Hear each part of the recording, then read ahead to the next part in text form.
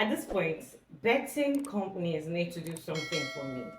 And that is, they need to always have a spot where we can actually bet on our players, where we can actually stake, things like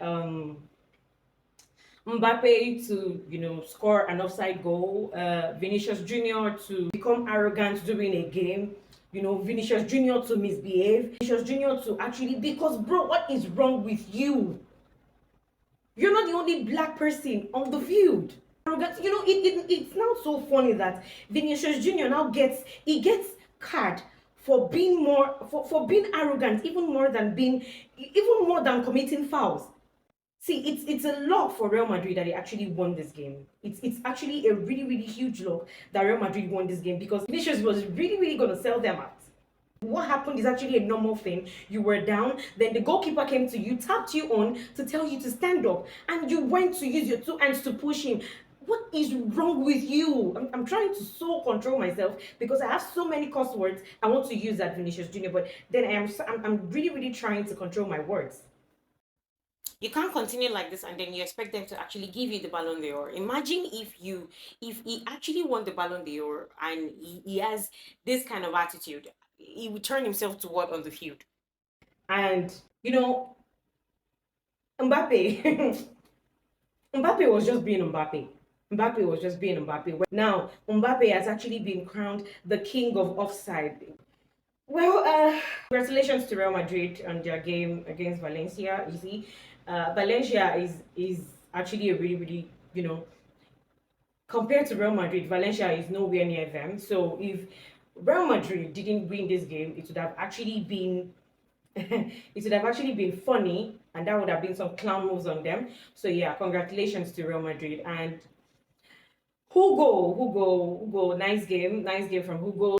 Immediately Vinicius collected his red card. It just seemed to me like Valencia became, they became more atrocious and they started having this terrible mentality that made it difficult for them to have a good game on the long run. Because how do you have how do you play against 10 men Real Madrid and you still get to they still get to win?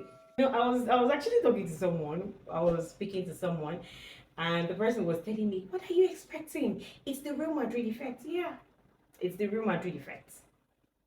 It's the Real Madrid effect. Shout out to Real Madrid and Real Madrid fans once again. Right? That comeback was beautiful.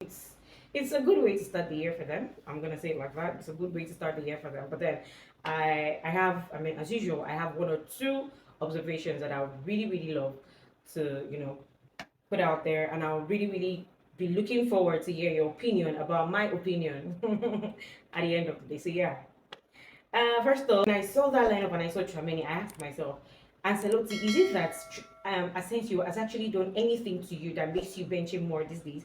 Because why are you using Tchouaméni when you actually have Asensio? Also, Rodrigo, it's high time Rodrigo stops. He doesn't need to always start for Real Madrid.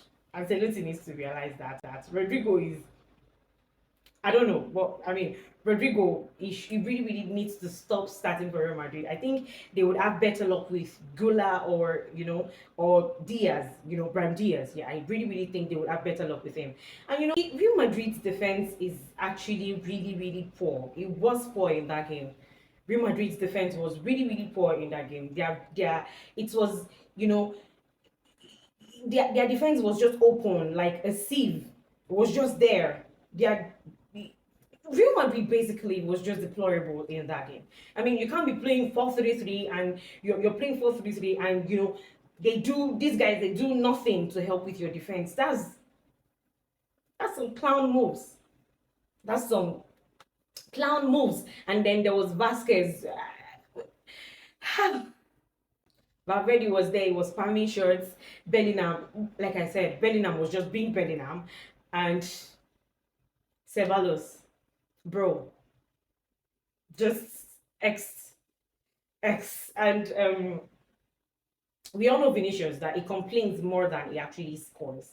He complains more than he actually dribbles. He complains more than he actually plays. And then there's Trameni. If I ever hear any one of you tell me that Trameni is better than Casado, we are gonna have a fist fight. Trameni is not in any way better than Casado. So let us do what? And this is not me even saying anything as a Barca fan or anything. Trameni is nowhere near Casado. So let's dead that conversation right this period. And then there's Mbappe. Mbappe being Mbappe, doing only what Mbappe knows how to do.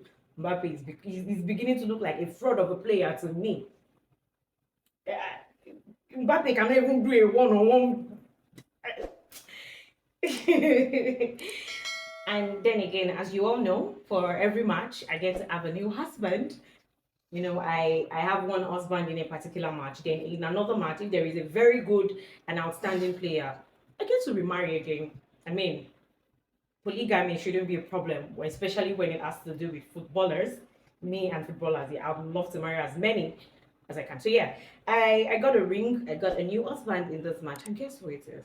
I mean, he's a 39-year-old, of course, the almighty Luka Modric. Oh, let me show you guys my ring again. Uh, yeah, the ring he proposed to me with, allegedly. So yeah, guys, I'm taken for now, temporarily, and I am hooked. I am married to the almighty Luka Modric. I mean, Luka Modric literally saved these guys from their terrible play. He actually broke the jinx and came on, you know. See, the thing is, when you're looking for goal, when you're looking to save your match, Ancelotti, I'd advise that you don't keep Luka Modric on the bench. He's 39-year-old, but he still plays better than some of these guys. So yeah, shout out to Luka Modric for saving his team tonight. It was a beautiful, beautiful sub that Ancelotti did and had there. Like I said, shout out to Real Madrid. That was a really, really good comeback for them, and a really, really good one for Jude Bellingham. After losing a penalty, and then you get to revive yourself by actually scoring a goal for your team. Same move that Alan pulled, but yeah, it was a really, really good one. Really, what a beautiful way to start the year for them. And yes, please go on, have at it, enjoy that's the top of the table. Enjoy it while it lasts, because of course Barcelona. Yeah, I mean, just enjoy the top of the table while it lasts. At the end of the day, for Real Madrid, it is always gonna be the only at the top. Anyways, that will be the end of this episode of Sports Gist with Adejoke Adebisi. My name still remains Adejoke Adebisi. I'll see you guys again tomorrow. And guess what? I love you.